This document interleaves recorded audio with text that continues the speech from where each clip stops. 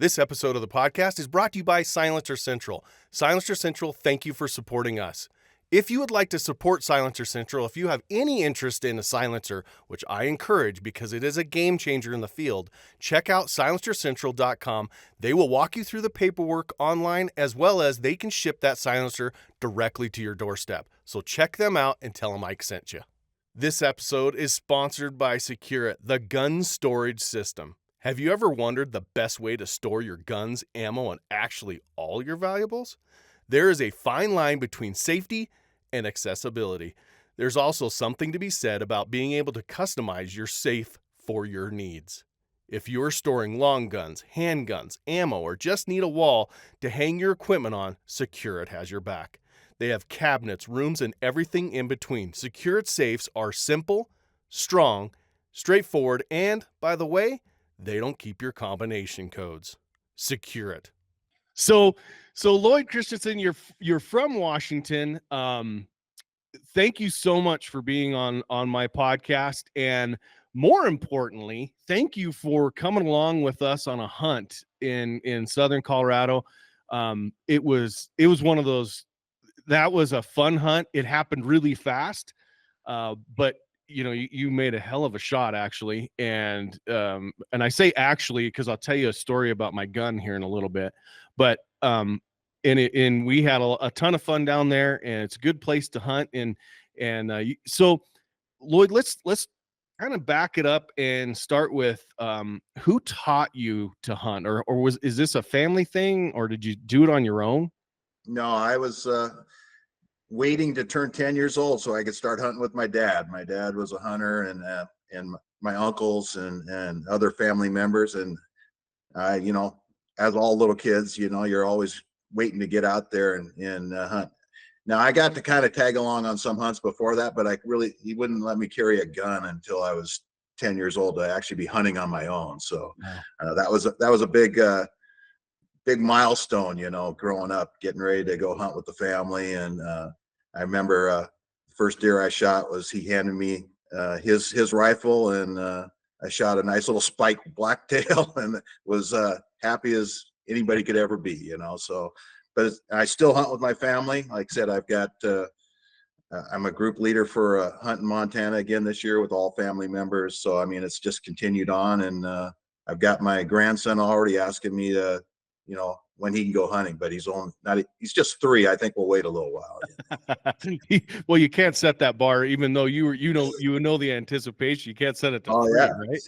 No, he's not quite ready to hike the hills yet, but he can hang out and do some stuff with us. He just, he's doing some fishing and some of that stuff, but I don't think he's ready to quite climb the mountains yet. Right. Well, that's awesome. So grew up in Washington hunting, family tradition. You have one grandkid. Do you have more than one grandchild? Well, that's what's since I left you last year, I have 2 more grandchildren. So I've got 3 now. Yeah, we had another boy and a granddaughter. So I've got 2 grandsons and a granddaughter now. So I was just over with the newest grandson this morning, changing a few diapers. So I'm still getting my practice in, even though I'm almost 70 here. Well, I appreciate you passing this on to the next generation. And, my mom says this every so often to my wife and I. We have 2 daughters. I think that they have 5 grandchildren. And my mom says, I only had kids to have grandkids. Really. That's the only reason. Well, you made her happy then. That's right. Yeah. That's right. So, growing up hunting blacktail and elk and deer there in Idaho or in Washington, you talk about Montana. You guys go to Montana every year then? Yeah, we usually try to get, if we get drawn, obviously we're not on a landowner tag, so we basically still have to put in, get drawn, and we usually put in as a group. Usually 3 or 4 of us, and head over there together. And I have a nephew that lives in northeast Montana, so we usually go up and kind of jump into his residence and kind of impose on him for a little while until we can get a few deer and kind of head back. But it's a lot of fun and something we look forward to every year. That's awesome. So let's talk about how long. So do you remember how long you've been a subscriber to the Eastmans Hunting Journal or Eastmans Bowhunting Journal? Well, I started the hunting journal, I think, in around 2018, and then the bow hunting journal I didn't start until, I think I told you when you gave me the call on the bow hunting journal side, I'd only been a subscriber for about a year, and I think that was somewhat accurate. I mean, I Yes. think it was right around 2022, 2021. I'm not sure exactly, Yep. but somewhere in there. Yep. Yeah. When I talked to you, you said, "Oh my gosh, I just subscribed to this for the first time, and I only did it to get a knife. You got an Eastman knife out of the deal." Well, and I wanted to get the other journal too, so I Right. get both the bow and the hunting journal. I get something a little more frequently and just every couple months. So Yep. So you were our 2023 Eastman's Bowhunting Journal elk hunt winner. And if you're a subscriber to the Eastman's Bowhunting Journal, you get your name thrown in the hat to be for this elk hunt that Lloyd got to enjoy. If you're a hunting journal subscriber, you get your name thrown into an Eastern Montana mule deer hunt. And so Lloyd was in both of those and drew the elk out of it. So it's kind of a funny story on how, we got there, and if I remember right, and you're gonna have to forgive me because I go on so many hunts. If I remember right, it was the first morning when we found your bull, wasn't it? no, the first morning was pretty quiet for us. Okay.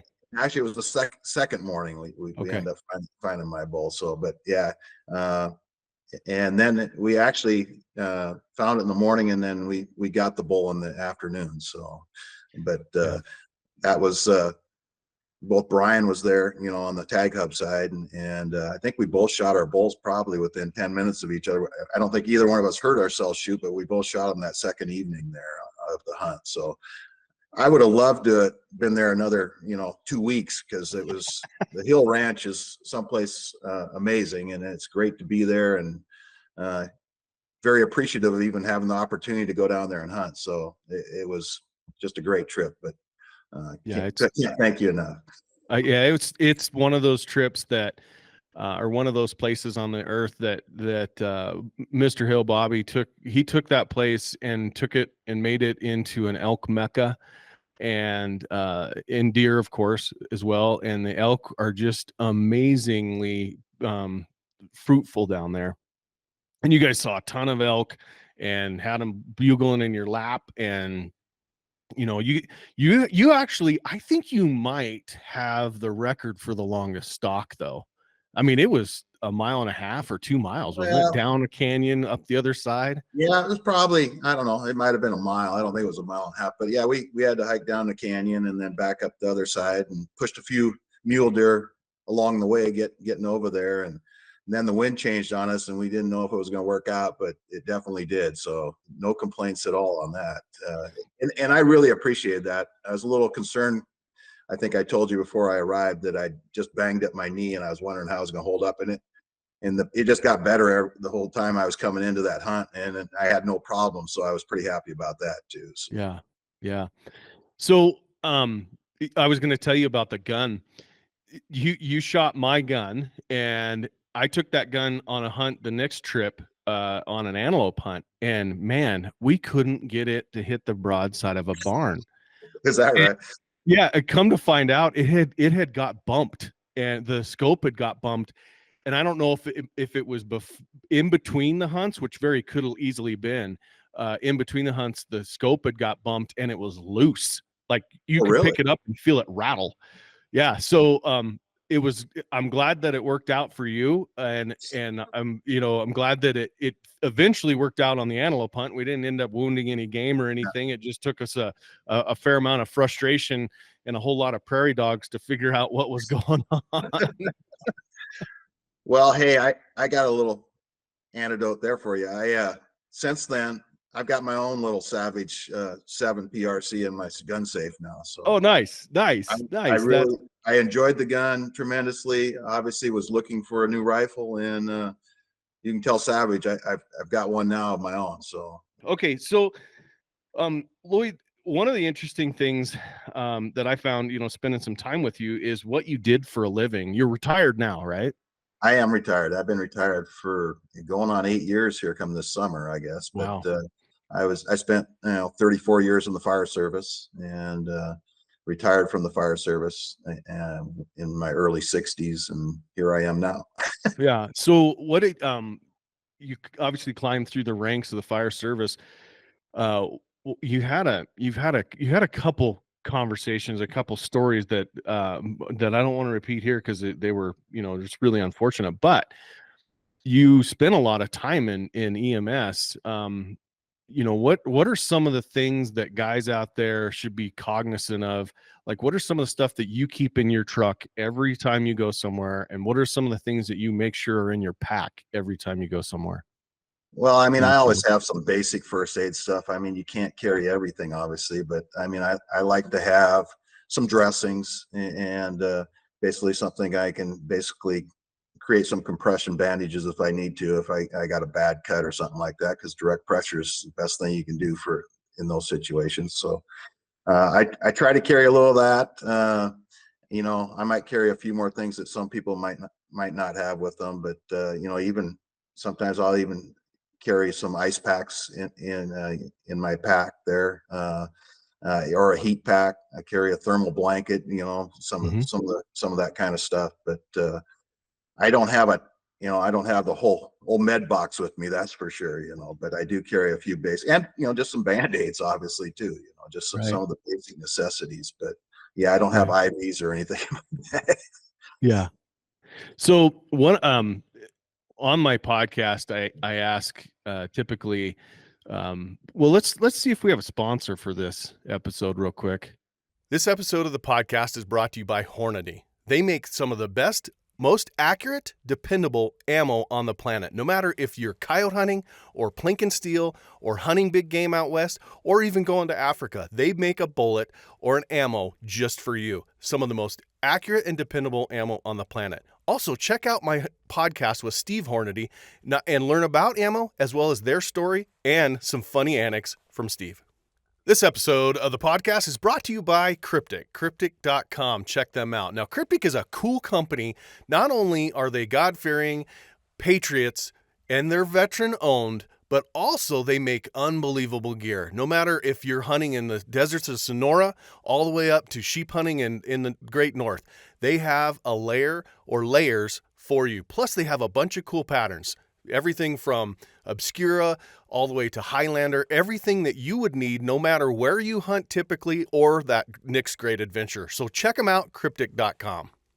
Okay, so on my podcast, one of the things that I ask everybody, and I'm only going to ask you one because there's a couple here that are pretty deep, and I didn't inform you beforehand, but one of the questions that I ask, and I'd like you to answer it here in a second, is, why do you hunt? What's the driving force? And then sometimes I'll ask, what are you going to be thinking about on your deathbed? God willing, you have the ability to, you have the time before you pass away to think about that. And then the third one is, do you know what a TED Talk is? No. So a TED Talk is an 18-minute conversation or less than 18 minutes. And it's a talk on something that you're really passionate about. Okay. Something that you have either done a bunch of research on or willing to do a bunch of research on, but you're really, really passionate about. But the question I want to ask you is why, what's the driving force behind hunting, and why do you pass it on to your kids like you have and your grandkids now? Well, it's not even so much the hunting, although that's a huge part of it, but it's the quality time you get to spend with the family and the other friends that you hunt with. I mean, the interactions you have, the experiences you have together while you're hunting, the stories you tell. I mean, just the laughing and joking around and the camaraderie you have while you hunt. I mean, that's the main part of the hunt. I mean, getting an animal, whether it's a trophy or not, is also a lot of fun. Don't get me wrong, and enjoy it. But the most important thing is just to be there with other people and sharing that time with them and basically getting out into the outdoors too. I mean, I just love just being out and just looking at the scenery and seeing the wildlife and just enjoying the sights and sounds of the outdoors. I mean, I think most outdoorsmen, they just like that arena where you basically are kind of out there in nature and just kind of soaking it all in. So, and that's kind of where I'm at. And I've always looked forward to that. And I'll look forward to that till, I can't do it anymore, I guess, but it's definitely something I always anticipate and kind of anxious to get out there and do that. So you live in Washington, which is obviously kind of a hotbed for the anti-hunting conversation. You guys have outlawed bear hunting, and you're on the verge of doing all kinds of weird things. It's weird for me, at least. Right. How do you obviously probably run into people or have friends or have that conversation. How are you combating that, or how do you have that discussion where it's impactful?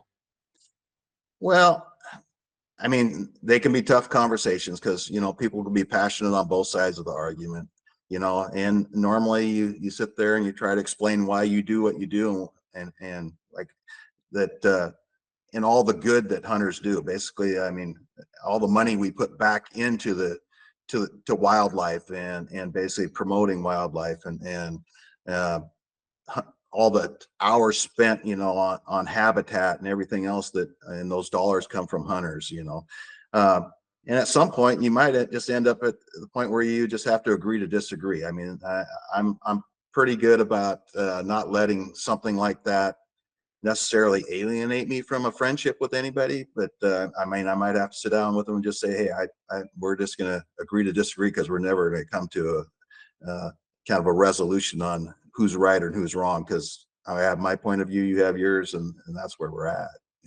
Yeah, and then you get to the point where you know not to touch that subject because it's hot, and you just avoid it. That it could be that subject, could be a political. I mean, there's a lot of hot buttons in this day and age, unfortunately, and and I try to balance that window. I'm pretty good about not sitting on the fence, but I mean, I agreeing to disagree, and I try not to let that ruin friendships, but it has sometimes, and that's unfortunate. Yeah, that is, it's one of those subjects that, I don't have a ton of people that I'm around that think that way, just primarily because where I live. I mean, we're live in Wyoming, one of the most conservative states in the nation, and we have, it's funny, we have more guns per capita than any other state in the union. People think it's Texas. Actually, we're almost Texas, I think, is 1.8 guns per person.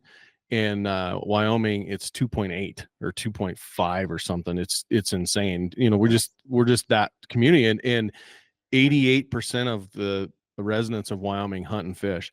So the conversation really doesn't happen that much here. But I do, I just got back from a California trip from a wedding and had that conversation a couple times. And you're right.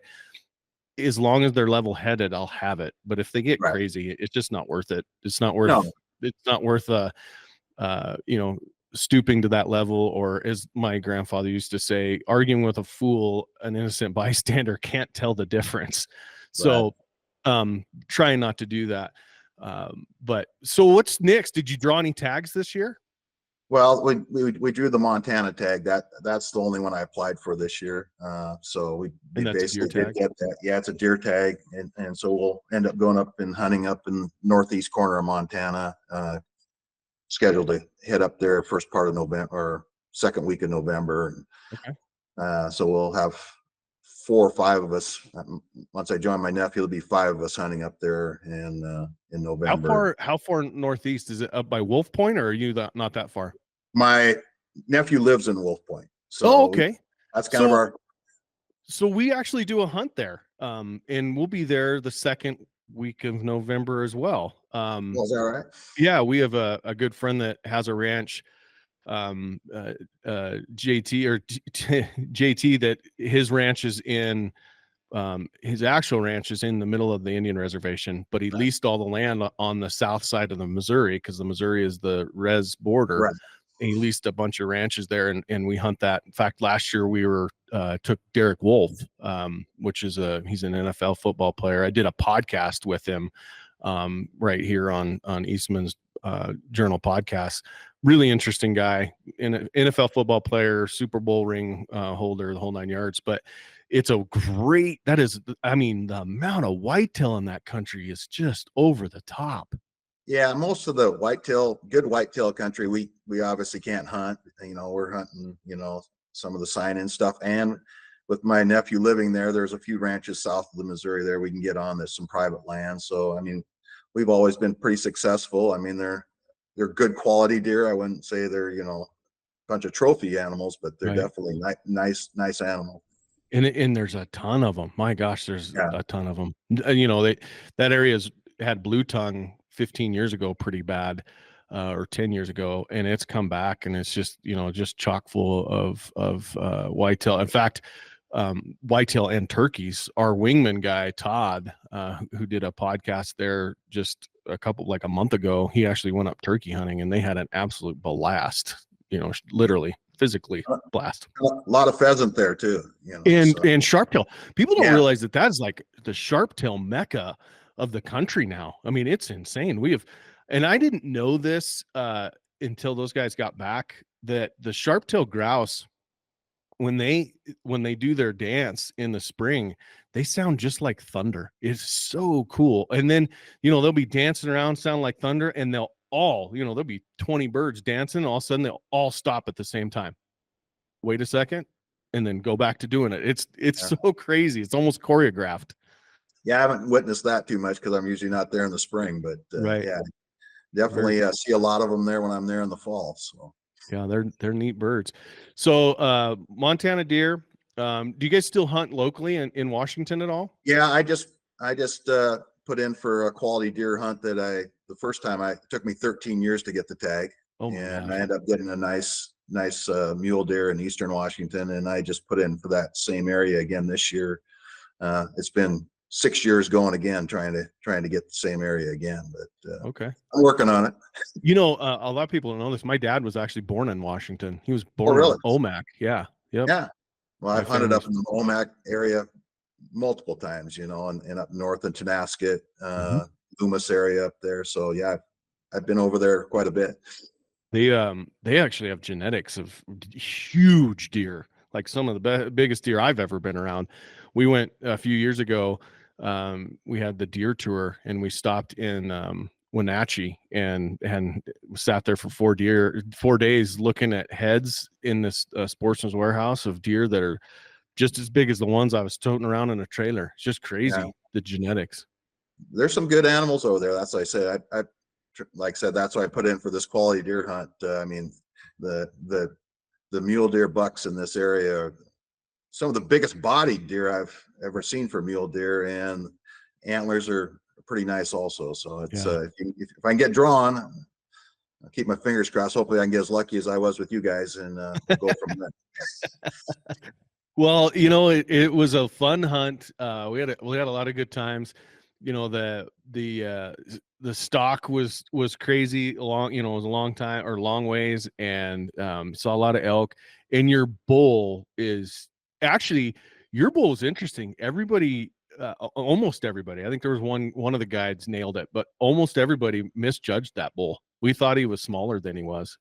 Yeah, I mean, I thought Brian's bull, the TagHub winner that was along with us, I thought his bull would outscore my bull, and it turned out the other way around. But again, I know Johnny thought it was going to score pretty well, and it ended up scoring, a little over 375, which was a lot more than any of us expected, I think. So. Your bull is just unique because every once in a while you'll get one of these bulls that just doesn't have an outstanding feature. Just everything is in proportion. So, I was like, well, he's got 47-inch main beams. Nope, 52. Okay, that's a lot. And his thirds are a lot bigger than you think. And you just start adding everything up, and you go, oh my gosh, I misjudged this bull. I thought your bull would be like 350, 355, something like that, and completely misjudged that thing. When he hit the ground, we walked up to it then, I went, holy buckets, what did we do? That is a heck of an animal. Just an unbelievable animal. Well, like I said, I wasn't I didn't have enough experience to judge him. I was counting on Johnny and you guys to tell me just tell me what you want me to shoot. I'm good. So did you get him back yet? I have not. I talked to Doug at Ovis here just about 2 weeks ago, and we're looking at maybe July, August. So I haven't seen him since I left down there, other than pictures. So I'm looking forward to getting him back here, hopefully towards the end of summer here. That's cool. You'll get him back about the same time that we air this episode. Well, that could be, yeah. Maybe I can have a little party over here and have the head back at the same time we watch the episode of the hunt. There you go. That would be very cool. Yeah, Doug does really good work. I talked to him at Sheep Show this year, and he was raving about all the stuff we've been sending him. So, and your bull's right in there. He said he was booked. He said he was definitely got slammed and had a lot of good heads come off the hill ranch too. So yeah, that's great. Well, man, Lloyd, I appreciate you coming on the hunt. I appreciate you sitting down with me and chatting. And I think this is make a lot of guys understand what it takes to get down there, what it takes to win, and guys do win. I mean, every year I just drew out of a hat. I just drew 2 TagHub winners, a guy that's going to mule deer hunt with us here in Wyoming, and a guy that's going to antelope hunt with us here in Wyoming. And so it can happen, and we do give them away. And you are living proof that success and luck is the key to it, right? Well, yeah, like I said, I'm very thankful you gave me a call, and since that call and after that hunt, I have moved up to TagHub now, so I have upped my membership a little bit. But yeah, I enjoy watching the podcasts. I enjoy the magazine. I enjoy the emails I get. So it's I'm very appreciative and like looking and hearing about what's going on around the hunting world. So thank you very much. Yeah, well, I appreciate you paying attention and sharing those things with, because we give a lot of information. You mentioned the emails. We give a lot of information on the what's happening in the hunting industry, everything from political to predators to corner crossing, you name it.